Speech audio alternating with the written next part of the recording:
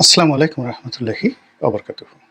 সম্মানিত দর্শক, এই মুহূর্তের কয়েকটি স্থানীয় এবং আন্তর্জাতিক সংবাদ শিরোনাম এবং সেই সংবাদ শিরোনামের সঙ্গে আমাদের আগামী রাজনীতি, আমাদের জাতির ভাগ্য কিভাবে জড়িত হতে যাচ্ছে সেই বিষয়গুলো নিয়ে আলোচনা করব। স্থানীয় বাজারে যে খবর, সেই খবরটি হলো আওয়ামী লীগের কার্যক্রমকে নিষিদ্ধ করা হয়েছে ছাত্র জনতার দাবির মুখে। মূলত এটা সরকারের একটা ব্লুপ্রিন্ট হতে পারে, অথবা এই কাজ করার জন্য সরকারকে বাধ্য করা হতে পারে। এটি নিয়ে মিশ্র প্রতিক্রিয়া রয়েছে। সরকারের সকলেরই মন ভার। তারা যে খুব উল্লসিত বা এই কাজ করার ফলে তারা যে খুব বিজয়ী হয়ে পড়েছেন, এরকম কোনো অভিব্যক্তি আমি তাদের চোখে দেখিনি। ছাত্র এবং জনতা যারা রয়েছেন, তাদের মধ্যে যে ঐক্য ছিল আগস্ট, সেপ্টেম্বর, অক্টোবর মাসে, সেই ঐক্যে সম্প্রতি ফাটল ধরেছে, ভীষণ রকম ফাটল ধরেছে। স্পষ্টতই সরকারে যে দুজন ছাত্র প্রতিনিধি রয়েছেন আর রাজপথে যারা আছেন, হাসনাত সার্জিস, তাদের মধ্যে বিরোধ এখন তুঙ্গে। এর পরের যে খবর, সেটি হলো সরকারের ভিতরে এবং বাইরে ডক্টর আসিফ নজরুলকে উদ্দেশ্য করে বা তাকে টার্গেট করে যে সকল কথা এবং বার্তা ছড়ানো হচ্ছে, তাতে করে এই ভদ্রলোকের জীবন রীতিমতো জাহান্নামে পরিণত হয়ে গেছে। তিনি অসহায় হয়ে পড়েছেন এবং এতটা অসহায় যে ফেসবুকে এসে তার নিজের মনের কথা বলতে হচ্ছে।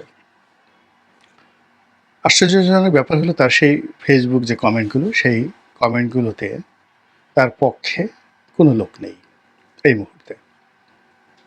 এমনকি তার একান্ত আপনজন যারা আছেন, যারা তাকে আদর্শ মনে করতেন, এবং সারা বাংলাদেশের শিক্ষকদের মধ্যে এই জুলাই পূর্ব সময়ে তার যে জনপ্রিয়তা ছিল, এমন জনপ্রিয়তা বাংলাদেশের কোনো বিশ্ববিদ্যালয়, কলেজ বা স্কুলের কোনো শিক্ষকের জীবনে জাতীয় পর্যায়ে ঘটেনি। একেবারে টপ অফ দ্য লেভেল। কিন্তু তিনি যদি এখন পদত্যাগ করেন, তারপর বিশ্ববিদ্যালয় ক্যাম্পাসে ফিরে যান, ঘোরাফেরা করেন, এই বিষয়গুলো একেবারে অসম্ভব ব্যাপার। তার জীবন, জীবিকা, পরিবার, পরিজন সব কিছু এখন হুমকির মধ্যে পড়ে গেছে। সরকারের ভিতরে তার কোনো সহকর্মী তার প্রতি সহানুভূতিশীল, এটি আমার কাছে মনে হচ্ছে না। তো এরকম নানা রকম মৌলিক, যৌগিক যে রসায়নগুলো সরকারের ভিতরে এবং বাইরে চলছে, যে আমরা দেখতে পাচ্ছি। এরপর বাংলাদেশকে কেন্দ্র করে কতগুলো আন্তর্জাতিক ঘটনা ঘটছে, সেগুলো বলার আগে আওয়ামী লীগ যে নিষিদ্ধ হলো, ওটা নিয়ে দু চার কথা বলে নেই। আওয়ামী লীগ নিষিদ্ধ হলো, এটা বিএনপি ভালোভাবে নেয়নি। সবাই অভিযোগ করছে যে জামাতের যারা নেতৃবৃন্দ, তারাই এই কর্মটি করিয়েছেন। কিন্তু পুরো পরিস্থিতি এতটা নাজুক হয়ে পড়েছে যে আমিরে জামাত একথা বলতে বাধ্য হয়েছেন, রাজনৈতিক দলগুলোর সঙ্গে আলোচনা করে আওয়ামী লীগ নিষিদ্ধের বিষয়ে যদি কোনো সিদ্ধান্ত নেওয়া হতো, এটি ভালো হতো। অন্যদিকে শাহবাগে যে উত্তাল সেই ছাত্র জনতার সম্মিলন চলছে, সেখানে আনন্দ মিছিলের প্রস্তুতি চলছে আমি যখন এই ভিডিও করছি। আবার ছাত্র জনতার এক পক্ষের অবিসংবাদিত নেতা জনাব পিনাকি, তিনি লন্ডন থেকে, না ঠিক প্যারিস থেকে ঘোষণা দিয়েছেন যে আওয়ামী লীগের এই নিষিদ্ধ হওয়ার যে বিষয়টি, এটি উদযাপন করা দরকার এবং সেখানে জিয়াফত হতে হবে, এবং সেই জিয়াফতে চাকবুম চাকবুম চাঁদনি রাতে একটা বিখ্যাত বাংলা গান রয়েছে, সেই গানটা বাজানোর জন্য তিনি বলেছেন, এবং এই জন্য যত খরচ লাগে তিনি সেটা দেওয়ার অঙ্গীকার করেছেন। তো এই যে জিয়াফত, সেই জিয়াফত নিয়ে আমি আরেকটা ভিডিও করব, কিন্তু এখানে এই পর্যন্ত সেখানে শেষ করি খবরের বিষয়ে।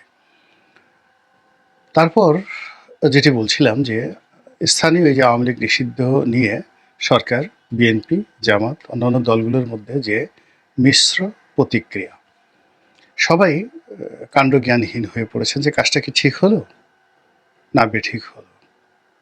এই কাজের প্রেক্ষিতে আমাদের কি বলা উচিত, আমাদের স্ট্যান্ড কি হওয়া উচিত, এই বিষয়ে সরকার, বিরোধী দল কিংবা আগামীতে যারা ক্ষমতায় আসবে বলে ধরে নেওয়া হচ্ছে, তারা কেউ স্ট্রিক্ট, কনক্রিট অ্যান্ড পয়েন্টিভ কোনো সিদ্ধান্ত জানাতে পারছে না বা বক্তব্য দিতে পারছে না।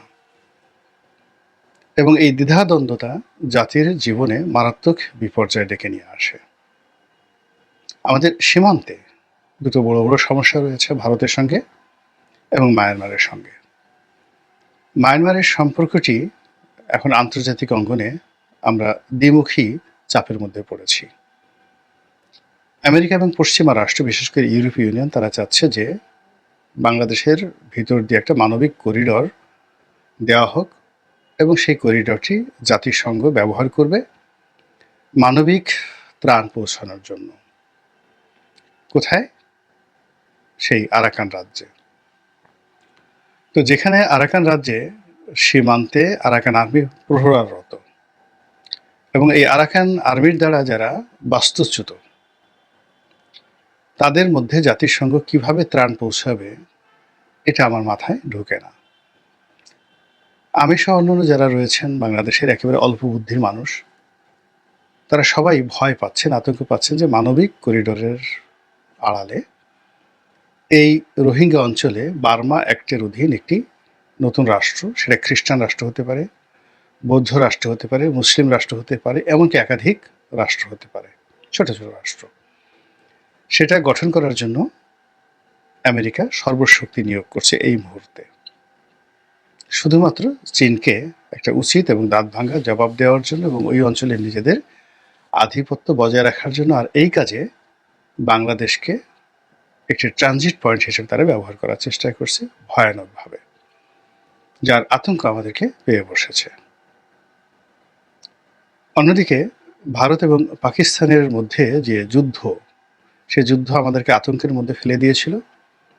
এখন মার্কিন যুক্তরাষ্ট্র এবং চীনের মধ্যস্থতায় এখানে যুদ্ধবিরতি চলছে এবং সম্ভবত এটি স্থায়ী হতে যাচ্ছে। অতীতে যেই কয়বারই ভারত এবং পাকিস্তানের মধ্যে যুদ্ধ হয়েছে, পুরো যুদ্ধটাই ছিল রাজনৈতিক। যখন দুটো রাষ্ট্রে শাসকরা খুব বিপদের মধ্যে থাকেন, তখন তারা এই সীমান্তে উত্তেজনা তৈরি করেন, আবার খুব তড়িঘড়ি করে সর্বোচ্চ 1 সপ্তাহ থেকে 15 দিনের মধ্যে এই যুদ্ধ নিষ্পত্তি হয়ে যায়। এইবারের যে রমরমা যে অবস্থাটা ছিল, যুদ্ধংদেহী যে অবস্থাটা ছিল, তাতে সকলের মধ্যে একটা সাসপেন্স চলে আসছিল যে পরমাণু যুদ্ধ বোধহয় শুরু হয়ে গেল। কিন্তু সেটি বন্ধ হয়ে গেছে এবং আমার ক্ষুদ্র বুদ্ধি নিয়ে একেবারে প্রথম দিকে যখন আমি ভিডিও করেছিলাম, তখন আমার কাছে মনে হয়েছিল যে এই যুদ্ধ বেশি দিন দীর্ঘস্থায়ী হবে না এবং এটা খুবই দ্রুত নিষ্পত্তি হয়ে যাবে। এবং এটি নিষ্পত্তি হয়ে গেলে বাংলাদেশের জন্য এক ধরনের বিপদ, আর নিষ্পত্তি না হলেও আর এক ধরনের বিপদ। যদি পাকিস্তান জিতে যেত, পুরো বাংলাদেশে পাকিস্তানি আধিপত্য, ইসলামপন্থীদের বাড়াবাড়ি, এটি মারাত্মক আকার ধারণ করত। আর ভারত যদি জিতে যেত, তাহলে আমাদের সর্বনাশ হতো। কিন্তু এই যে একটা যুদ্ধবিরতি, সেই যুদ্ধবিরতিতে ভারত যে সময়টা পেয়েছে, ব্রিদিং সময়টা পেয়েছে, শ্বাস নেওয়ার সময় পেয়েছে, এই সময়টিতে তারা বাংলাদেশে কূটনৈতিক চাল চালবে। এবং এখন আমাদের জন্য যে বুদ্ধির দুর্ভিক্ষ চলছে, চিন্তা এবং চেতনার যে দুর্ভিক্ষ চলছে, এই দুর্ভিক্ষের মধ্যে অস্ত্রের আঘাত, যুদ্ধের দামামা, এগুলোর চাইতে কেউ যদি আমাদের সাথে চালাকি করে, তারপরে আমাদেরকে ঠকানোর চেষ্টা করে, আমাদের সঙ্গে কূটকৌশল করে, এটি আমাদের জন্য রীতিমতো ডিজাস্টার। এর কারণ হলো গত সেই 15টি বছর ধরে ক্রমাগত জুলুম, অত্যাচার। তারপর সেই জুলাই আগস্ট থেকে আজ পর্যন্ত সরকারের সম্ভোগ গতি, সর্পগতি, সর্পিল গতি এবং তাল বেতাল, যেটিকে ডক্টর মোহাম্মদ ইউনূসের ভাষায় লড়র ভড়র, সব কিছু লড়র ভড়র হয়ে গেছে। এই লড়র ভড়রের কারণে আমাদের মন এবং মস্তিষ্কের উপর গজব নাজিল হয়ে গেছে। মন থেকে ভালো কোনো শুভাশিস আসে না, মস্তিষ্ক থেকে ভালো কোনো চিন্তা আসে না। ভীষণ রকম আমরা অস্থির অবস্থার মধ্যে আছি। এভরিবডি, দেশ, কাল, জাতি, সমাজ। খুব সহজে ভয় পাই, খুব সহজে আনন্দিত হয়ে পড়ি, খুব সহজে কেঁদে দেই এবং খুব সহজে হেসে দেই। এরকম আমাদের একটা জাতিগত বৈশিষ্ট্য হয়ে এসেছে। তো এই সময়টিতে যদি কেউ আমাদের সঙ্গে চালাকি করে, একটা চকলেট দেখিয়ে বলে এটা বোমা, আর একটা বোমা দেখিয়ে যদি বলে এটা চকলেট, আমরা এই দুটোর পার্থক্য এই মুহূর্তে করার মতো অবস্থায় নেই। তো সেই কারণে ভারত যদি তার চাণক্য নীতি নিয়ে আমাদের সঙ্গে খেলে, এটি সংগতিকালীন একটা মহা বিপদ এবং বিপর্যয় তৈরি করে ফেলবে। তো সেই দিক থেকে শেখ হাসিনার যে চ্যাপ্টারটি, আওয়ামী লীগের চ্যাপ্টারটি, ভারতের সঙ্গে বাংলাদেশের যে সম্পর্কের চ্যাপ্টারটি, ভারত পাকিস্তান যুদ্ধের মধ্যে এটি চাপা পড়ে গিয়েছিল। এখন ভারতের যে ওয়েস্টার্ন ফ্রন্টে শান্তি স্থাপিত হওয়ার সঙ্গে সঙ্গে ভারত এখন ইস্টার্ন ফ্রন্টে, অর্থাৎ এই যে বাংলাদেশের সঙ্গে তাদের যে সীমান্ত রয়েছে, দীর্ঘতম সীমান্ত প্রায় ৪,৫০০ কিলোমিটার, এই সীমান্তে তারা নজর দেবে এবং তারা এখানে দুটো বৃহৎ শক্তির উপর প্রভাব বিস্তার করবে। ১ নম্বরে আওয়ামী লীগ, ২ নম্বরে সেনাবাহিনী, ৩ নম্বরে আমলাতন্ত্র,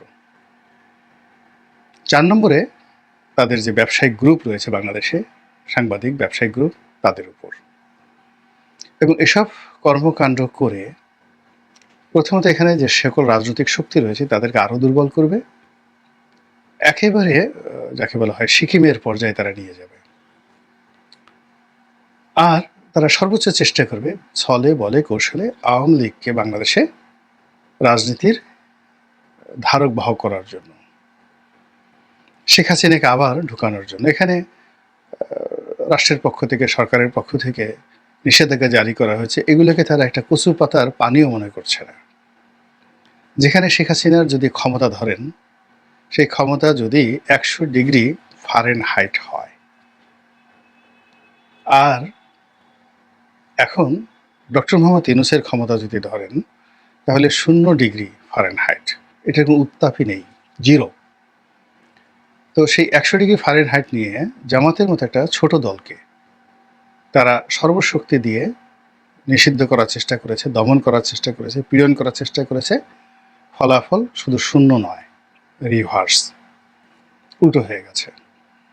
তো সেই দিক থেকে ০ ডিগ্রি তাপমাত্রা যাদের সরকারের, সেই সরকার আওয়ামী লীগের বিরুদ্ধে বিরাট একটা সিদ্ধান্ত নিল, আর অমনি সেটা আগ্নেয়গিরির অগ্ন্যুৎপাতের মতো সেই জ্বলন্ত লাভা সেটি এই ভূপৃষ্ঠে উদ্গীরণ করা শুরু করলো। এটা কখনো হবে না। বরং এখানে আওয়ামী লীগের পক্ষে যে বিষয়গুলো হয়ে গেছে, আলটিমেটলি অনেকগুলো জিনিস চলে গেছে, এটি যারা এই সিদ্ধান্ত নিয়েছেন তাদের সবাইকে ভোগাবে। তো যেটা বলছিলাম যে এখন মে মাস চলছে, জুনের একেবারে প্রথম দিকে কুরবানির ঈদ এবং দীর্ঘকালীন ছুটি, প্রায় ১০ দিন সরকারি অফিস আদালত বন্ধ থাকবে। এরপরে শুরু হবে উত্তপ্ত জুন মাস। তো জুন মাসের দিকে বাজেট প্রণয়নের সময় সরকার খুব ব্যস্ত থাকবে টাকা পয়সার হিসাব মেলানোর জন্য। জুন, জুলাই এবং আগস্ট মানে সেই আবার অভিশপ্ত আগস্ট আওয়ামী লীগের জন্য। ফলে এই সময়টিতে আওয়ামী লীগ সর্বশক্তি নিয়োগ করে তারা রাজপথ গরম করার চেষ্টা চলবে। তাদের যে নেত্রী শেখ হাসিনা এই টুস করে ঢুকে পড়েছে, ঢুকে পড়ুন বা না পড়ুন, এটা ভয় দেখানো হবে। এবং এই ভয়ের জন্য তারা সেই রাখাল বালকের ঘটনা, তারা সেই গল্পের তারা মহড়া দেবে। আজকে ঢুকে গেছেন শেখ হাসিনা ত্রিপুরা দিয়ে, এখন কুমিল্লার এই সীমান্তে আছেন, এরকম গল্প বলবে। আজকে শেখ হাসিনা ঢুকে গেছেন দিনাজপুরে আছেন, গল্প। লোকজন গিয়ে দেখবে ভুয়া ভুয়া ভুয়া, এইভাবে চারিদিক থেকে যখন ভুয়া ভুয়া আওয়াজ হবে এবং লোকজন যখন একেবারে নিশ্চিত হবে যে আওয়ামী লীগের কোনো শক্তিই নেই, তখন অল অন এ সাডেন তারা এমন এক আক্রমণ চালাবে, এমন এক ঘটনা ঘটবে যা কিনা সবাইকে হতভম্ব করে দেবে, এবং এটা নতুন কিছু নয়। হাজার হাজার বার সকল রাজনৈতিক দল গোষ্ঠী এইভাবে করেছে। আপনি যদি শ্রীলঙ্কার ইতিহাস দেখেন, সেখানে দেখেন রাজা পাকসে যেভাবে, মহেন্দ্র রাজা পাকসে যেভাবে পালিয়ে গেছেন, শেখ হাসিনা সেইভাবে পালিয়ে গেছেন। আবার সেই মহেন্দ্র রাজা পাকসের যারা লোকজন যেভাবে ক্যান্টনমেন্টে ছিলেন, ওভাবে শেখ হাসিনার লোকজন ক্যান্টনমেন্টে ছিল এবং এখনো আছে। তারপর হেলিকপ্টারে করে, সামরিক হেলিকপ্টারে করে, যে সামরিক হেলিকপ্টারে করে মহেন্দ্র রাজাপাকসে পালিয়েছেন, সেই সামরিক হেলিকপ্টারে করে তিনি আবার শ্রীলঙ্কাতে ফিরেছেন। এখন গিয়ে দেখেন তিনি কেমন আছেন। তো আমরা বাংলাদেশ শ্রীলঙ্কা হয়ে যাচ্ছে, হয়ে যাবে ইত্যাদি কথা যেভাবে বলছি, তার সঙ্গে সঙ্গে এই যে শ্রীলঙ্কার যে সাম্প্রতিক উদাহরণ, সেই উদাহরণগুলো যদি আপনি টানেন, আপনার ভয় না পেয়ে কোনো কারণ নেই। তো কাজেই পরিস্থিতি জটিল অবস্থায় আছে, এটা ক্রমশ জটিল হয়ে যাচ্ছে, প্রকৃতি খেলছে। আর সেই প্রকৃতির যে অবলীলা, যে খেলাধুলা, ড্যাম কেয়ার প্লেয়িং, সেটা আমরা কিভাবে দেখব, কিভাবে আনন্দ পাবো, কিভাবে উল্লসিত হব, এটা সময় আসলে বলা যাবে। আল্লাহ আমাদের সবাইকে হেদায়েত দান করুন এবং হেফাজত করুন। আসসালামু আলাইকুম ওয়া রাহমাতুল্লাহি ওয়া বারাকাতুহু।